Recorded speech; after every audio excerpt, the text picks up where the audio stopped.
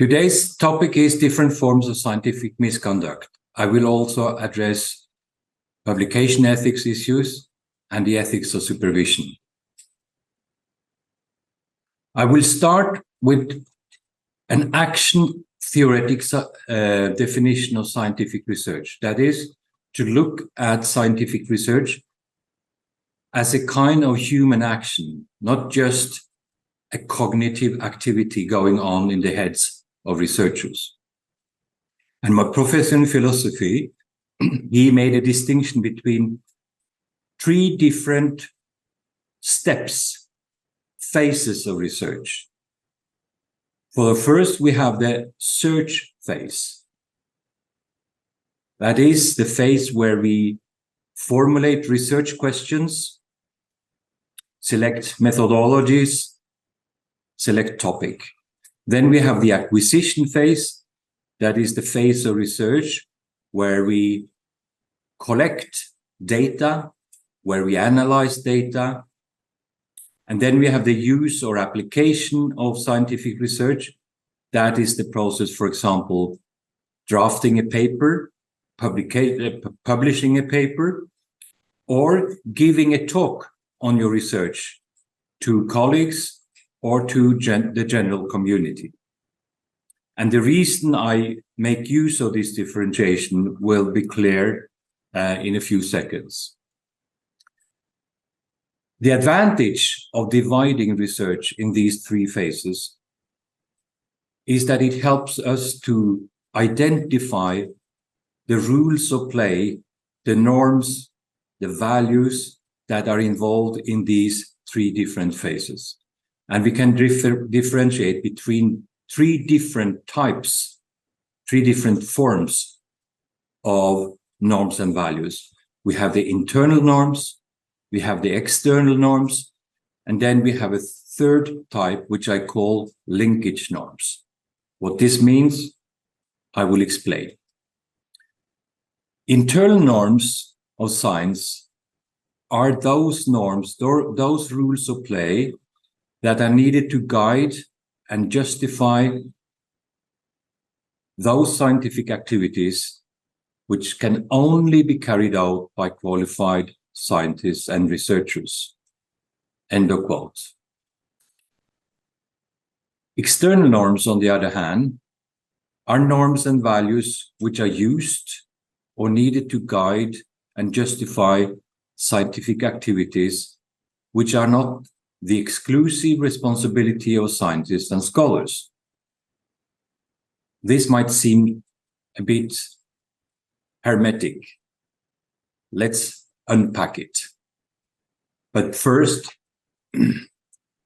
we have these three, the third type of norms, the so-called linkage norms. These are norms and values that link the research community and the community at large. So it's norms and values that are situated between the internal norms and values that are defined and applied by the researchers themselves, and the external norms and values that are norms and values defined by the community at large. And then we have these linkage norms. Let's take a look at some of the internal norms. For example, truth and probability. All researchers aim at generating some kind of new knowledge, new truths, and for those researchers who use statistical methods, new probabilities. That is, really good research gives rise to new knowledge, new truths, new probabilities. Consequently, good research represents something more than control or confirmation of already established facts. But this does not mean that so-called confirmatory or secondary research should be deemed unimportant. It only represents the qualification of primary research findings in terms of their newness compared to secondary research.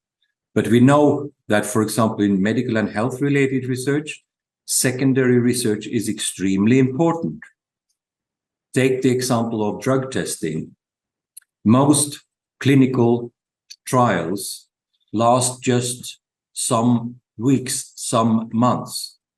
And we know that some of the quite serious side effects manifest themselves after more than 1 year of using the drug. So to do research on the long-term effects of drugs that have been tested and have been approved is very, very important. And it's an example of secondary research. But for example, the European Research Council fund so-called curiosity-driven research, fundamental research, groundbreaking research. And you will not get funding from the European Research Council if you want to do a study investigating the long-term side effects of a particular drug, because that is secondary research. Furthermore, although new knowledge, new insight, new truths seem to be mandatory if we are to ascribe the notion of goodness to research, it is nonetheless important to acknowledge that the so-called truth commitment is not and never can be sufficient in science to achieve the justification required. Something more is needed. That is, the truth commitment does not and can never be a self-sufficient value in scientific research. It always has to be supplemented by other norms and values. Let's take a look at those norms and values. And here we still are talking about the internal norms: simplicity, consistency, coherence, economy, exactitude, and completeness, as well as the norms of testability and intersubjective controllability. These are very technical norms, but for example, when you write a paper, you have to struggle and comply with these norms. For example, you have to argue, your paper have to be consistent, the reader and the reviewers must feel that your paper, that there is coherence in the paper, exactitude, and I will put emphasis on the norm of completeness, and why will become clear in a few minutes. But the norm of simplicity, although it is an important norm in scientific research, can sometimes be overstated. That is, the idea of truth in science as something displaying both beauty and simplicity has been around at least since the time of my philosophical hero, Plato. However, it still seems justified to balance this simplistic idea with H.L. Mencken's famous remark, "For every human problem, there is a solution that is simple, neat, and wrong." End of quote. Then some observations on the norm or value of completeness. This norm represents one of the most difficult rules of play to comply with in scientific research, especially in forms of research where the standard form of communication are texts confined to the space allotted by scientific journals. That is, the article form, or the form of short communication, or simply a letter to the editor. I wrote my PhD on Plato, and I wrote a monography, so I had a lot of space. I could write hundreds of pages and did not need to comply in this way with a normal completeness.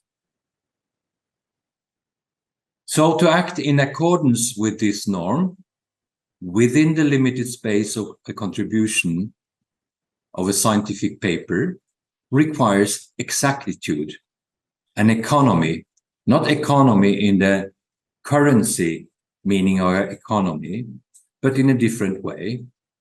For example, when it comes to selecting which references to include in a paper you are drafting. And that brings me to two important slides, which you should never forget. That would be my advice. When you are forced to prioritize references when you're drafting your paper, there are three kinds of references you always should include. First, previous studies with similar findings. You should always remember to give due credit to original observations made by other scientists. Second, similar studies with findings that seem to undermine your own findings. You should always keep in mind the difference between presenting your findings in the best possible light versus presenting them in the best possible critical light. For this reason, it is so important also to include references that seems to question your own interpretations and findings. There has been done a lot of empirical studies on bias with regard to referencing. And there is, not the least in medical and health-related research, there is a tendency to include references that confirm your own findings, while many researchers forget or intentionally neglect to include studies that seems to question, jeopardize your own findings. Third, other studies that may help the reader to assess the validity and the limitation of a study. Remember, the reference list is not meant to be a show-off. It is the critical reader's guide into one's own research. And here comes the second important slide. References of the following three kinds should never be included. First, previous studies that have only been reported in the form of an abstract. An abstract never contains sufficient information to make a critical assessment possible. Second, previous studies that have only been reported by others. That is, one should never refer to studies one has not read carefully oneself.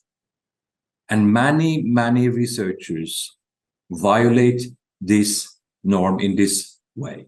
They include, well, these references seem to be important for me, and researchers include them without having read the paper from A to Z. And third, previous studies that have only been read in short form. That is, one should never include in the reference list studies where one is only familiar with the content by way of the abstract. And what quite often happens is a researcher has drafted his or her paper, and then looking at the reference list seems to be a bit tiny, short.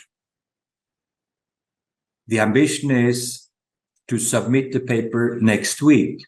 It's Friday afternoon, and before leaving the office, the researcher starts searching internet for studies with similar topic, similar findings. And suddenly, 3 hours later, the reference list has grown 2 times, 3 times, 4 times. But the inclusion of a paper where you have only read the abstract represent a form of scientific misconduct. And it is a very prevalent form of misconduct, and it's a bad habit to do that. When you include a paper in the reference list, you should have read this paper from A to Z, period. Another observation concerning this norm is that the norms of completeness and exactitude relates to the malpractice of language borrowing. That is the practice of referring to other researchers without notifying that one has actually borrowed phrases, in fact, often whole paragraphs from their texts. If you do that, the rule is you should quote. English is the dominant language in scientific research. Many researchers in the world do not have English as their mother tongue language. So they are struggling to write a paper, not only because of the difficulty in itself to write the paper, but because of the difficulty of writing a paper in English. And researchers are constantly hunting for good ways of phrasing their own research.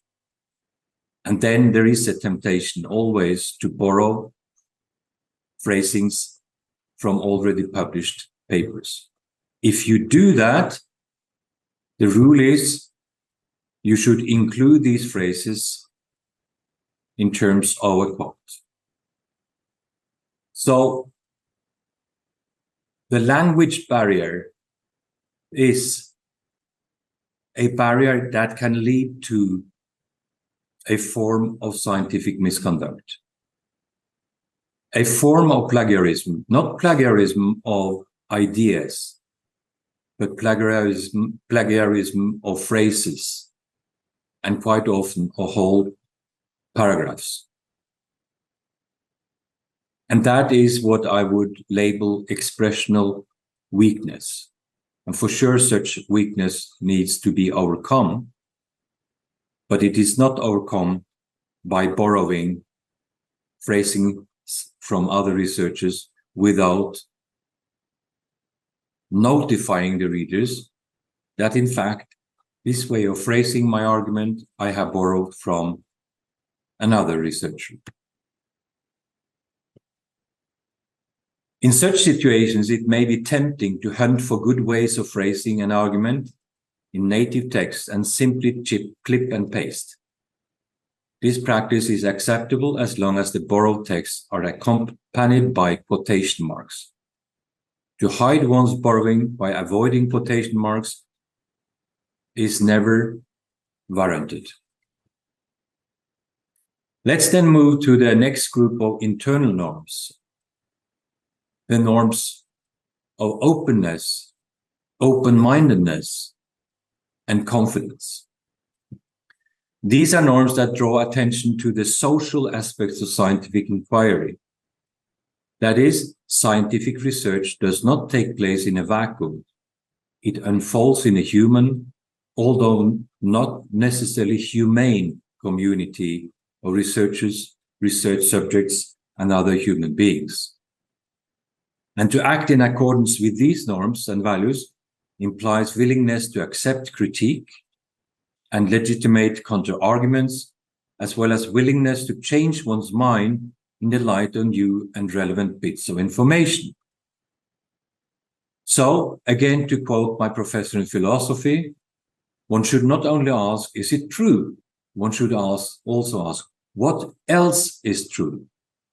And only by adopting such an attitude of scientific open-mindedness can confidence prevail within a research community.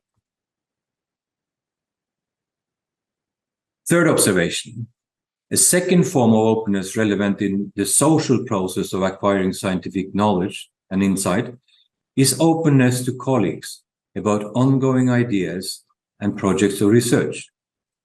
But this represents a vulnerable form of openness, since the social structure of science favors priority. To be the first person out with a good idea is praised as of almost higher value than the idea itself. It's very interesting to observe researchers in an international big meeting. For example, a meeting of the American Heart Association or the annual meeting of the International Society of Stem Cell Research. If you observe how researchers communicate with each other, the best place is to observe them when they have dinner together. At one table, there is a group of young researchers from different countries, and you see there is free flow of communication between them.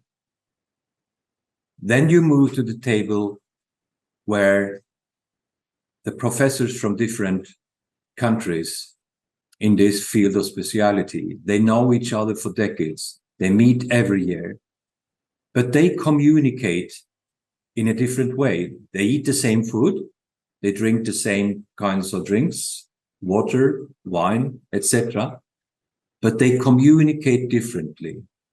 It is more similar to people playing cards. Experienced researchers, when they attend an international meeting, they never show their colleagues all the cards. Why?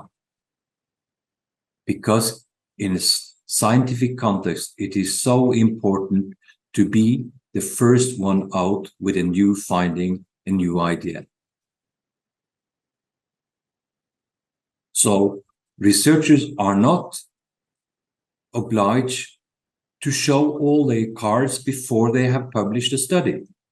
On the contrary, they should be aware of the possibility that other researchers, for example, during an international meeting, steal your ideas and publish your ideas before you have managed to publish your ideas yourself.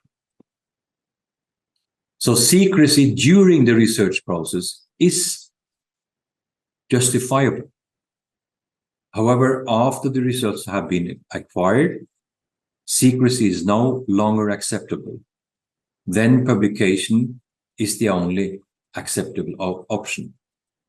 So regardless of what field of research we are dealing with, scientific statements should not be concealed.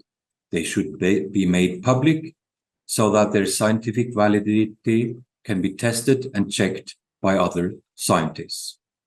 So as a researcher, you have an absolute obligation to publish your results. Let's then move to the fourth group of internal norms: originality, dissimilarity, and interestingness. These norms, or this group of norms, represent perhaps the norms that most often are referred to when research findings of a spectacular kind are discussed. That is, when we talk of good research, in the qualified sense of the word good, we allude to findings that in several ways representing something new. For example, in terms of timing, the breakthrough came much earlier than expected. In terms of substance, the actual results are radically different from previous results, as well as in terms of applicability. The new results widen the field of applicability, open new doors, etc. And the most spectacular example from a few years back is the CRISPR methodology, which has radically changed the way genetic research and genomic research are done. Or if we go around 15 years back, when Professor Yamanaka in 2006, 2010, At the annual meeting of the International Society of Stem Cell Research in Toronto, presented his research on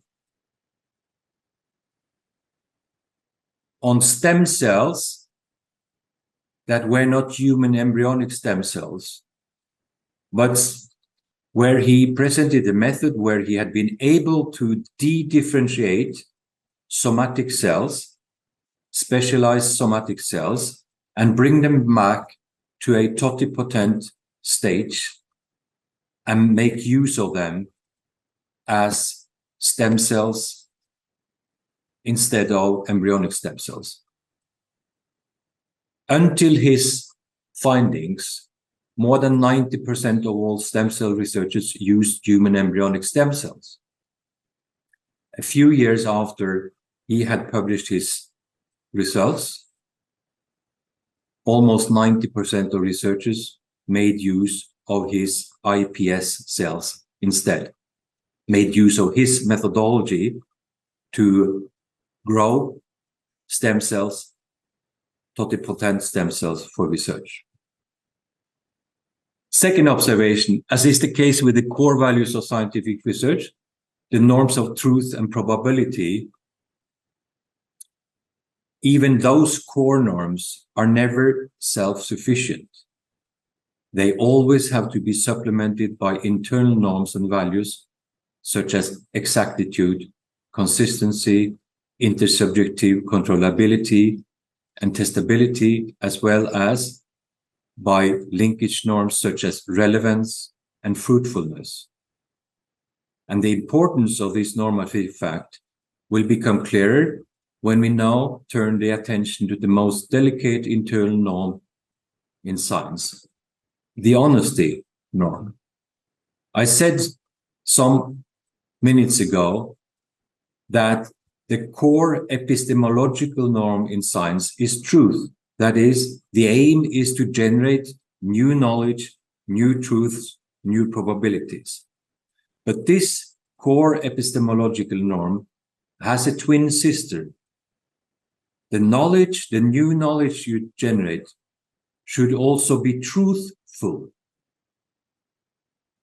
So the truth norm has a twin sister called truthfulness. Or another label, the honesty norm.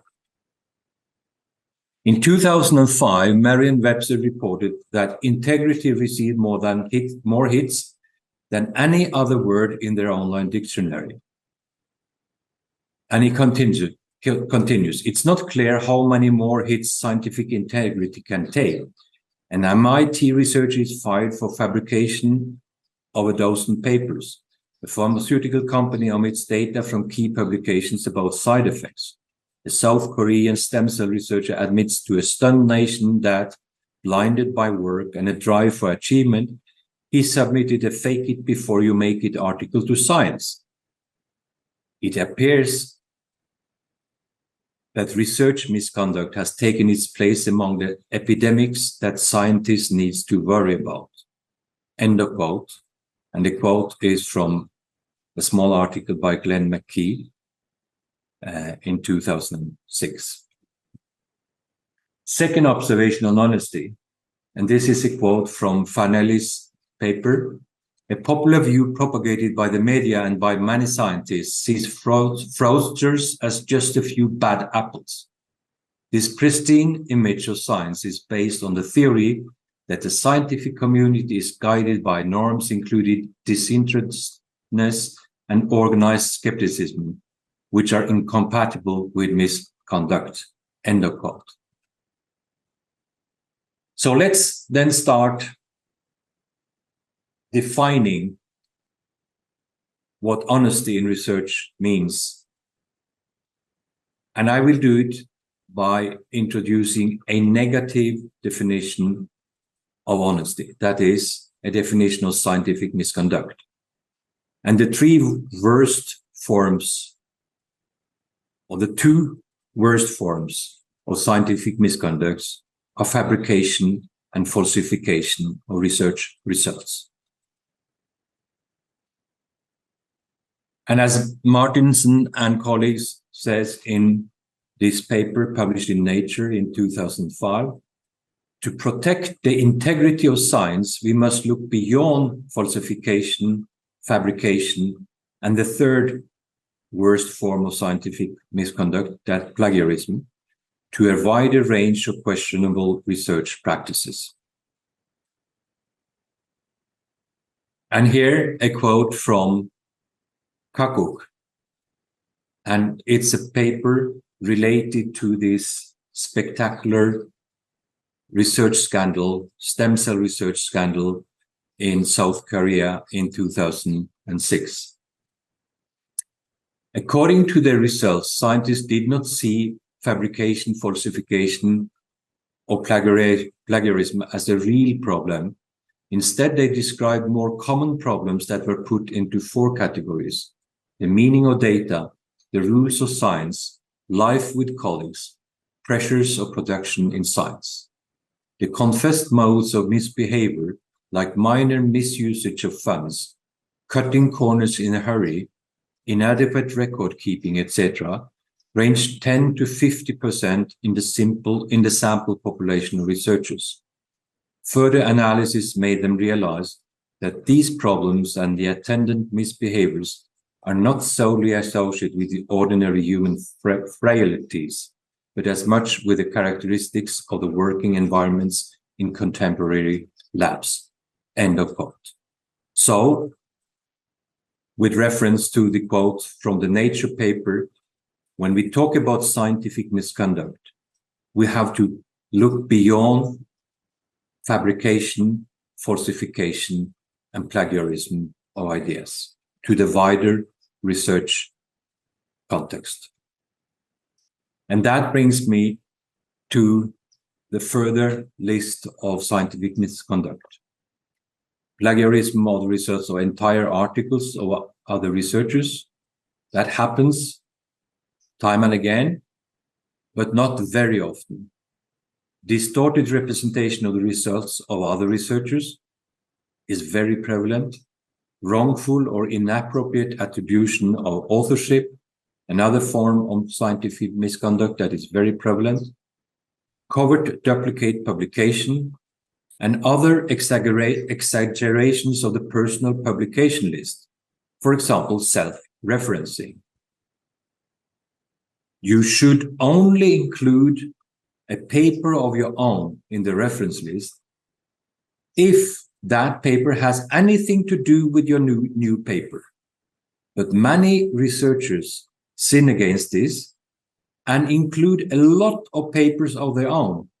That's one way of boosting your own name, but in a way that is not justifiable.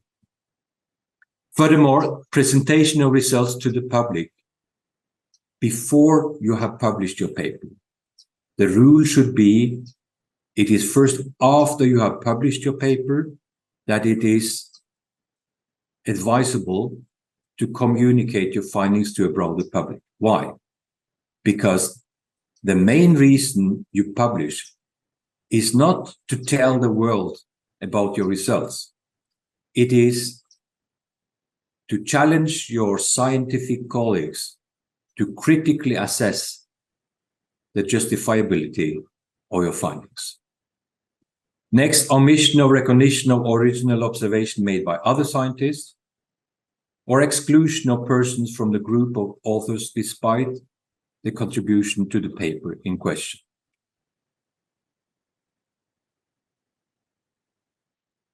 In 2006, there was a spectacular research scandal in South Korea, but also in Norway, a young physician and dentist doing research in oral cancer had fabricated 13 scientific papers.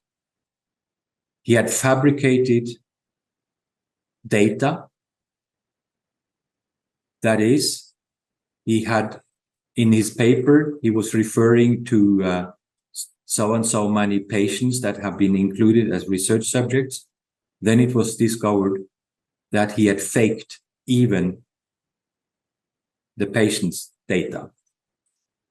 One of his papers were published in New England Journal of Medicine on April 1st, 2004.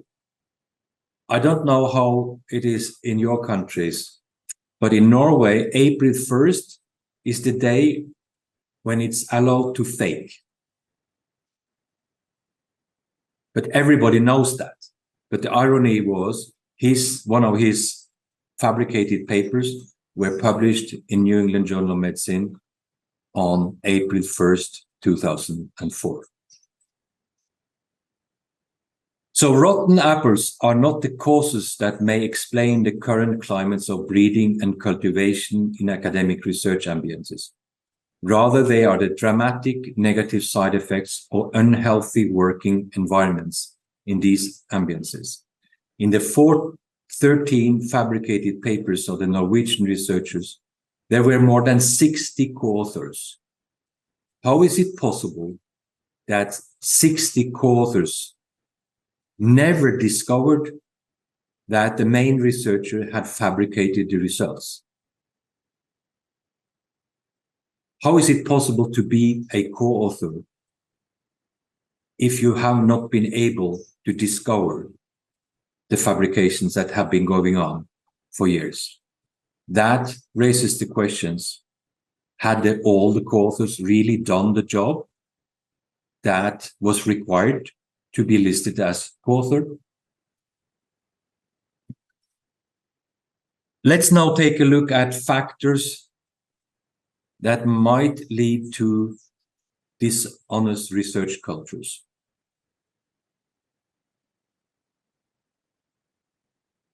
First, the establishment of research groups that are not scientifically or epistemologically motivated, but are determined out of economical or organizational reasons.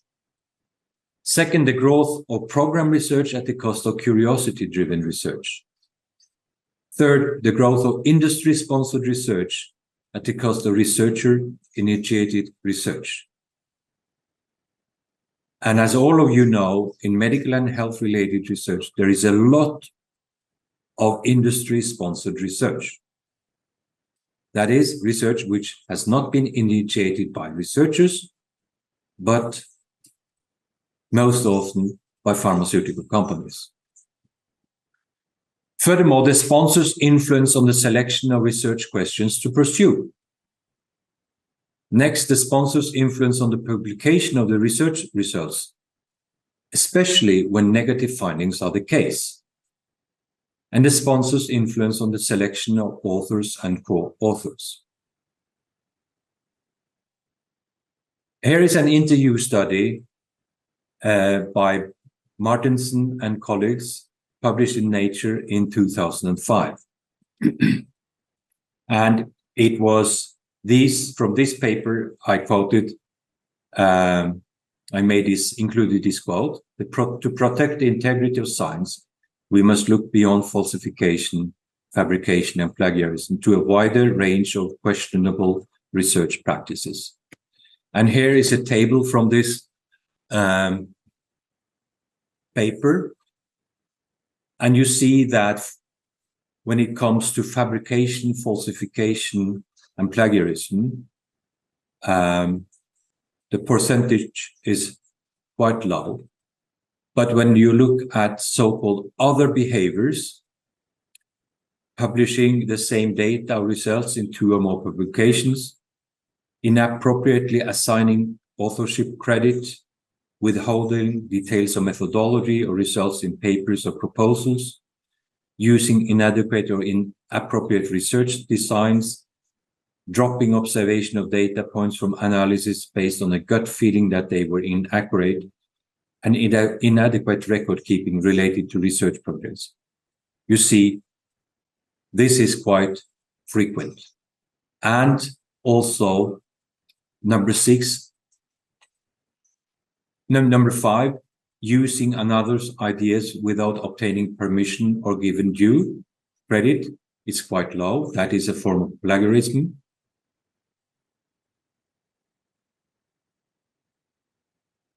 So co-authorshipping is quite prevalent. And then problems related to have they complied with the normal completeness, or have they been withholding some details with regard to the results or the methodologies, etc. This study has been criticized because of its low response rates and also because of some ambiguous wording. But still, as Jette in this paper, study limitations aside, I find myself in agreement with the author's major conclusion. Far too little attention is being paid to factors in the broader, and this study was done in the US, in the broader US research environment that may compromise scientific integrity. The pressure on scientists to secure funding, publish their findings, and secure their promotion is enormous. End of quote. Here is a meta-analytical study by Fanelli on this interesting question: how many scientists fabricate and falsify research? There are some interesting findings in this paper. This is the first meta-analysis of surveys asking scientists about their experiences of misconduct. It found that on average, about 2% of scientists admit to have fabricated, falsified, or modified data or research at least once, which is a serious form of misconduct by any standard. And then I have emphasized the last part of this quote. And up to 1/3 admitted a variety of other questionable research practices, including dropping data points based on a gut feeling and changing the design, methodology, or results of a study in response to pressure from a funding source. End of quote. And further in this article, in surveys asking about the behavior of colleagues, fabrication, falsification, and modification had been observed on average by over 14% of respondents, and other questionable practices by up to 72%. And then I have emphasized the last part. Over the years, the rate of admissions declined significantly in self-reports, but not in non-self reports. End of quote. And I continue to quote from this paper: the decrease in admission rates observed over the years in self-reports, but not in non-self reports, could be explained by a combination of what the author calls the Muhammad Ali effect, that is, that people perceive themselves as more honest than their peers, and the social expectations. The level and quality of research and training in scientific integrity has expanded in the last decade, raising awareness among scientists and the public. However, there is little evidence that researchers trained in recognizing and dealing with scientific misconduct have a lower propensity to commit it. Therefore, these trends might suggest that scientists are no less likely to commit misconduct or to what they see their colleagues doing, but have become less likely to admit it for themselves. End of quote. But then the researchers say once methodological differences were controlled for, cross-study comparisons indicated that samples drawn exclusively from medical, including clinical and pharmacological research, reported misconduct more frequently than respondents in other fields or in mixed samples. This, they continue, suggests that misconduct in clinical, pharmacological, and medical research is more widespread than in other fields. And this would support the growing fears that the large financial interests that often drive medical research are severely biasing it. However, as all surveys-based data, this finding is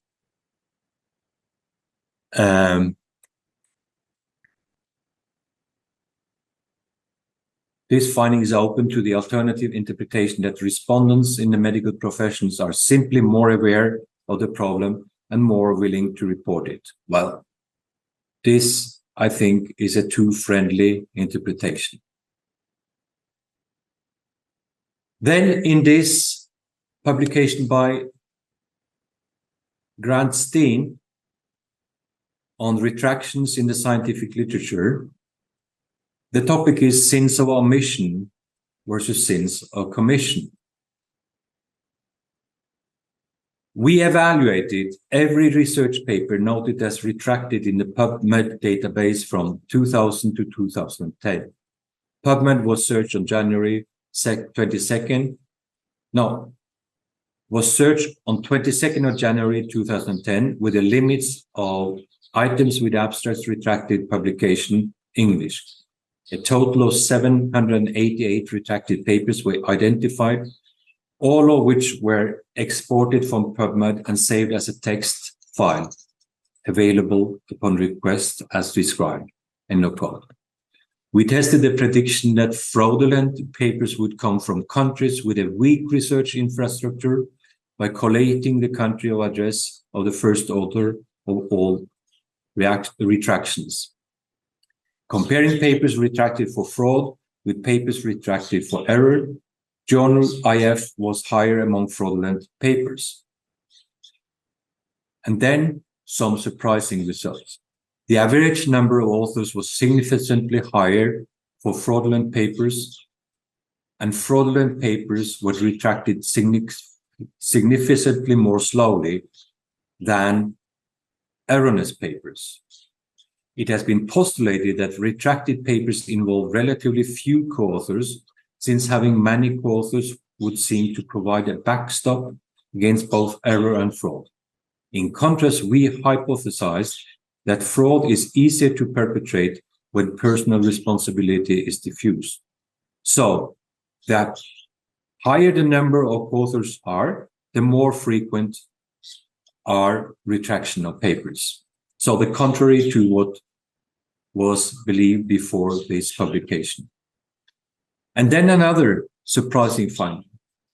Fraud occurs more often in the United States than the rest of the world, whereas one would expect a strong research infrastructure in the United States to limit fraud.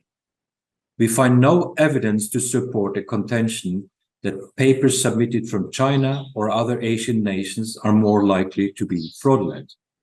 So also this belief was rejected by the findings in Grant Steen's paper. And here is a study from Norway and Sweden.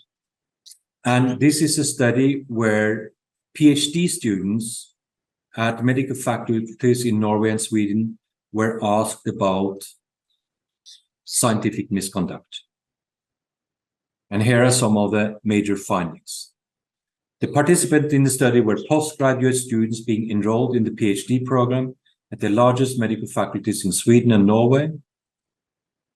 222 questionnaires were distributed, and the response rate was quite high, 90.5%.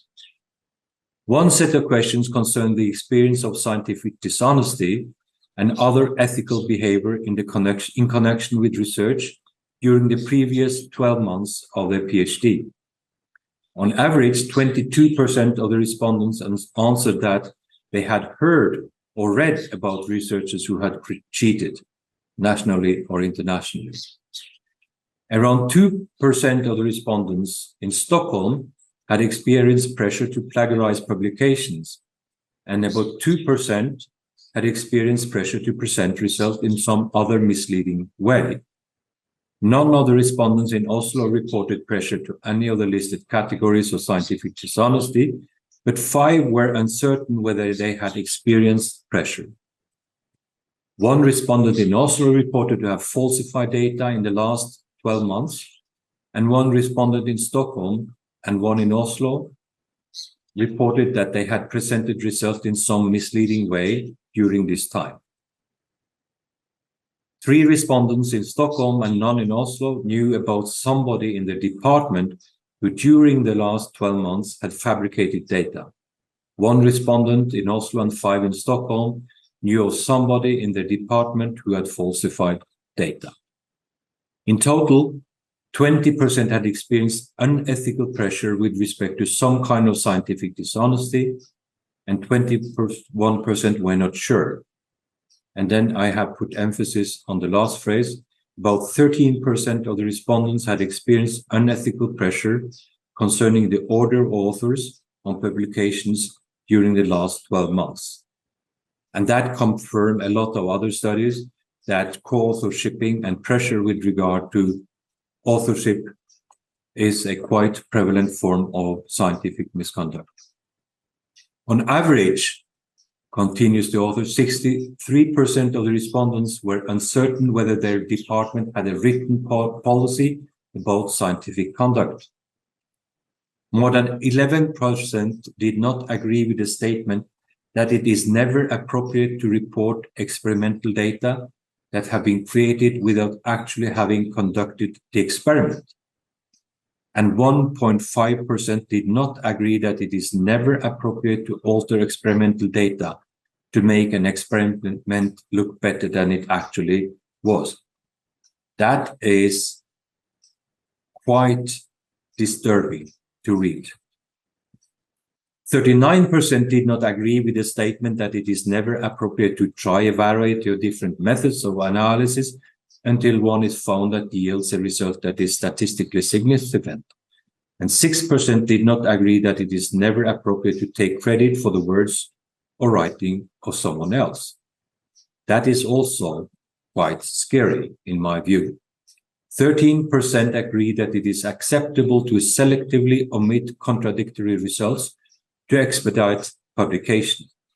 11% found it acceptable to falsify or fabricate data to expedite publication, if they are confident of their findings.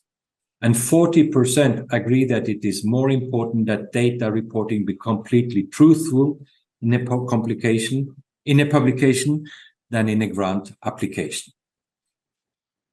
And finally, 75% agree that they would be willing to report misconduct to a responsible official if they had witnessed a co-worker or peer committing research misconduct. And 70% agree that they would be willing to report misconduct to a responsible official if they had witnessed a supervisor or principal investigator committing research misconduct. Then the authors draw some educational implications. One way forward, they say, is to increase the teaching quality, use cases, focus on research ethical gray zones, and communicate the norms of good scientific practice repeatedly and in a variety of settings to increase awareness and improve attitudes towards various forms of scientific dishonesty. And they continue, primarily, it seems urgent to provide better training for supervisors and ensure that they have the appropriate knowledge and promote sound attitudes. Institutional policies towards scientific dishonesty need to be clarified and communicated more effectively. It is possible that some of the reported problems, for example, in relation to authorship, involve supervisors and mentors, and there need to be effective institutional policies dealing with misconduct by supervisors or mentors. Above all, it is important that PhD candidates acknowledge how much research depends on trust in the general population, and that they realize how crucial scientific honesty is for this trust. I have added some preventive measures against scientific dishonesty and scientific misconduct. First, organization of research groups according to epistemological and scientific criteria, not economical or organizational criteria. Second, reduce the stream of money to program research and increase the funding of curiosity-driven research. Third, re-academization of clinical research. The new biomedical research model, called privatized, has moved substantial parts of clinical research from academic centers to private institutions, so-called contract research organizations, or directly to individual researchers. This model has changed the research payment system from academic investment or incentives for university researchers, which was until the early 1990s the valid system, to a direct payment system, occasionally of significant amounts, to researchers in the private sector. Most of the researchers contracted from these centers are not named in the final publications, and many of them have hardly any research experience in the field under investigation. Direct funding of clinical research on the part of the pharmaceutical industry may have several impacts on the research conducted. First, it may direct the research towards primary research being business goals. Second, it may reduce the chance of sharing of research results. Third, it may lead to a premature ending of the studies and to the suppression of publications. Besides, it may foster the publication of papers overestimating the positive results of the trial drug, and it makes it easier to involve ghostwriters in the production of research papers.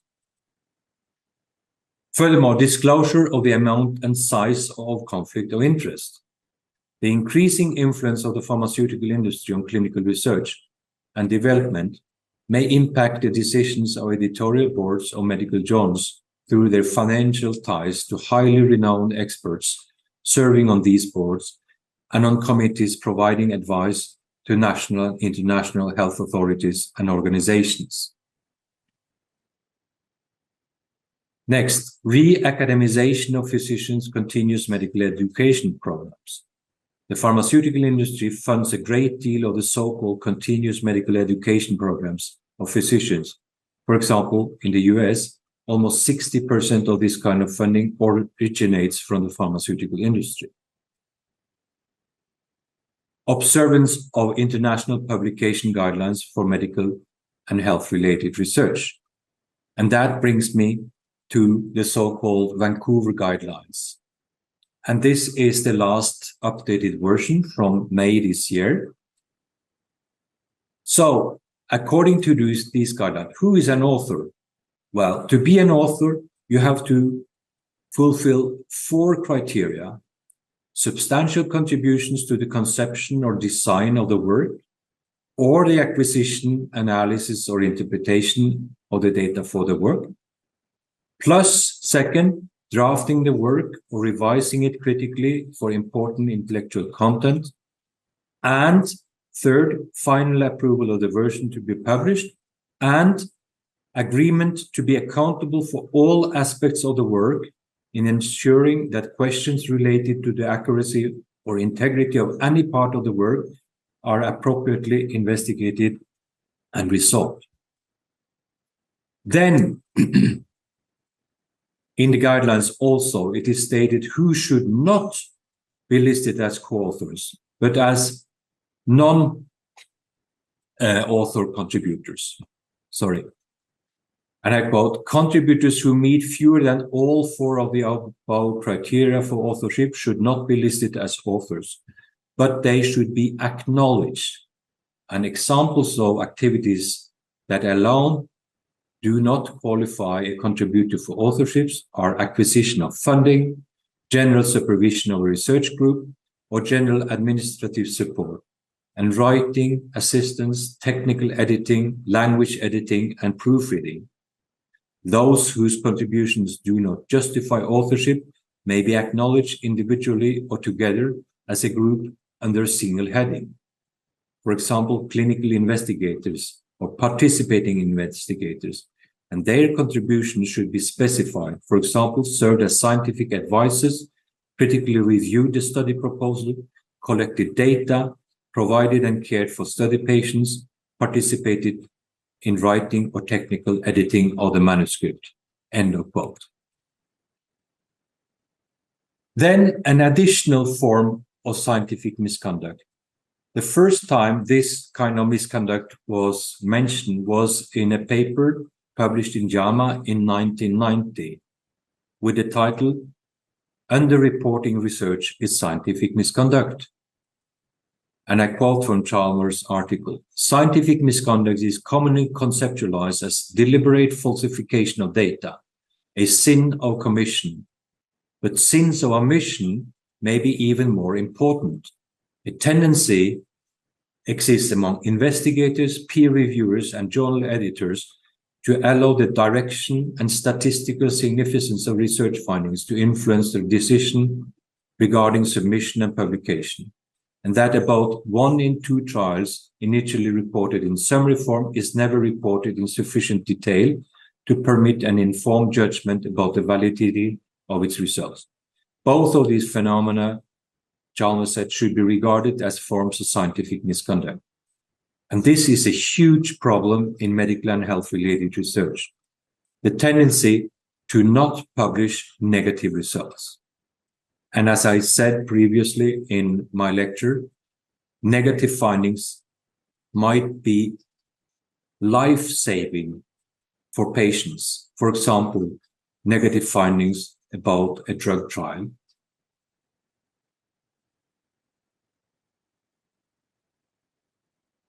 An additional preventive suggestion: adopt zero tolerance.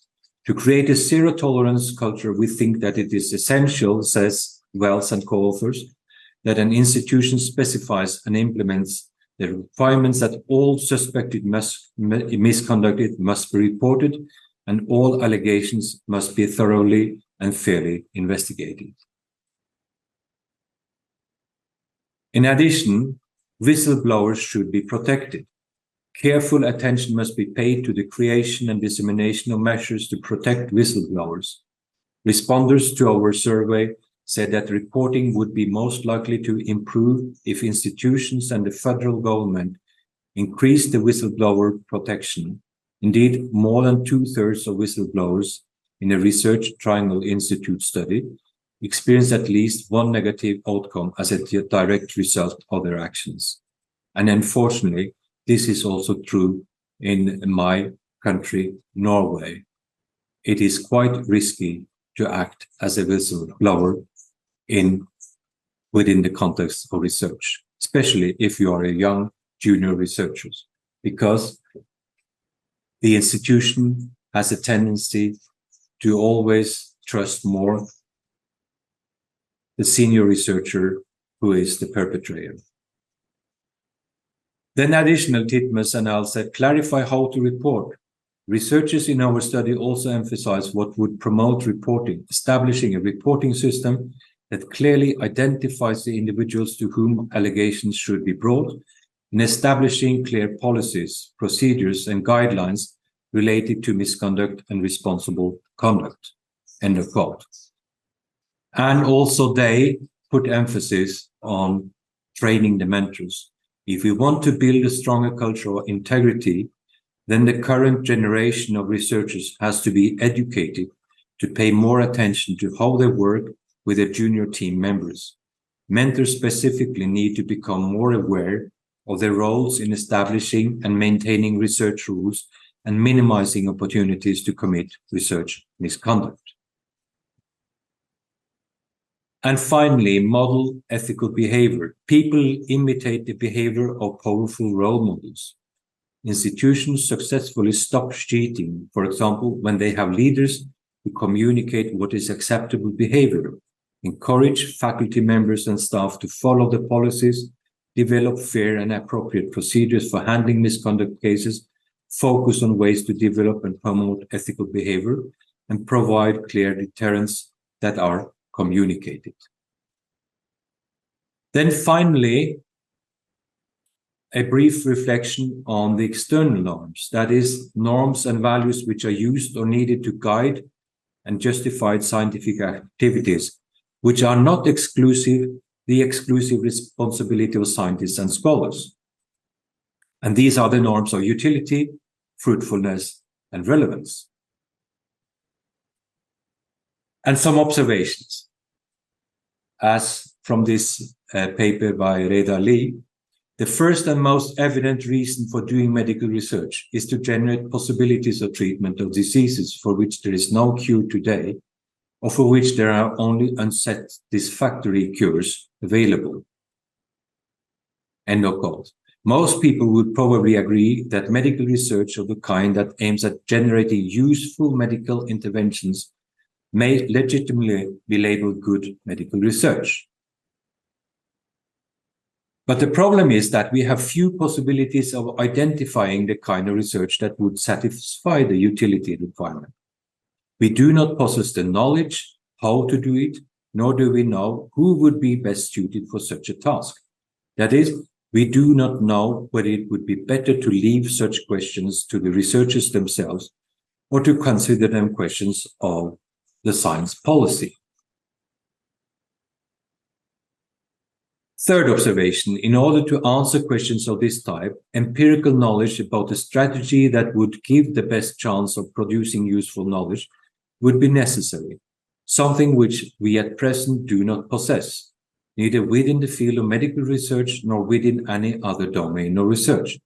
We have therefore no possibility of developing a systematic science policy aimed at generating useful knowledge.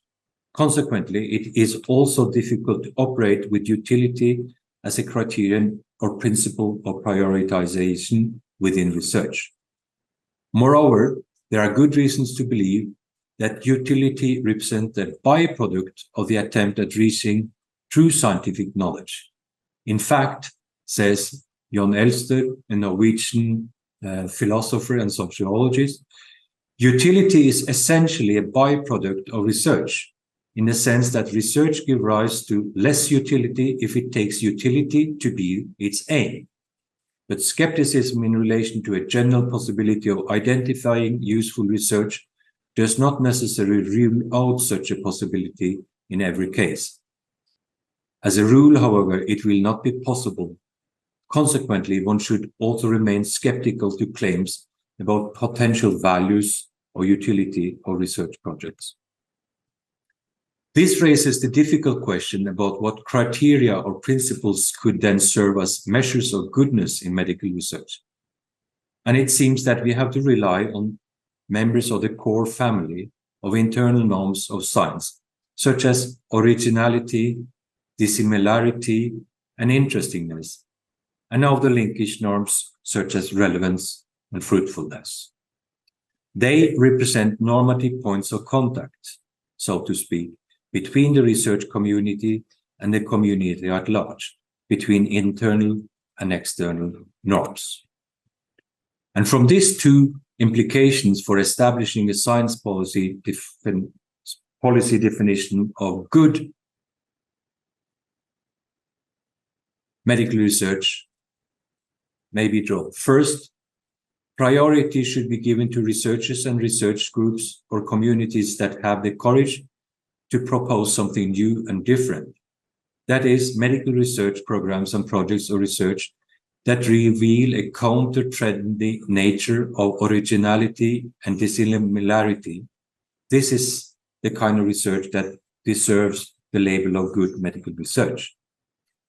And a second and somewhat paradoxical implication seems to follow from lending air to the linkage norms of relevance and fruitfulness. Priority should be given to basic medical research. This implication can probably best be explained by recalling the important distinction made at the outset, and this is taken from a paper I wrote some years ago, at the outset between the product of scientific inquiry and the process of producing scientific knowledge.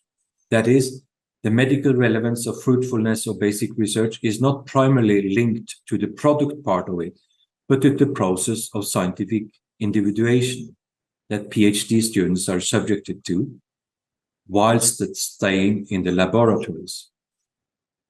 Why is this experience of such relevance and importance? The answer is partly empirical, partly of a pragmatic nature. That is, we know that a very high percentage of the PhD students, for example, in medicine, work in the field of basic medical research. We also know that basic research is on the average less time consuming than clinical research. Consequently, there is a higher production of doctoral dissertations in the field of basic research than in other areas of medical research. Third, we have indications that show that less than 30% of the PhD students trained as physicians continue their postdoctoral careers as scientists. This is taken from a report I was responsible for drafting for the National Committee for Medical Research Ethics in Norway. And our findings from that time seems to be as relevant today. So most of the physicians who take a PhD end up not as researchers, but as working in clinical context, treating patients. In this way, clinical units get populated by researchers or doctors who have done research during their PhD, who are trained because of that PhD in reading critically scientific journals. And for patients, this represents a kind of brain supply, which may lead to better, safer, as well as more updated treatment possibilities, simply because they are taken care of by clinicians when you know how to handle and implement new scientific knowledge that may improve medical practice. My final slide. Ultimately, we don't have any clue what works, but it's safe guess that the institutions that innovate in research ethics and study outcomes will be the ones that prevent misconduct.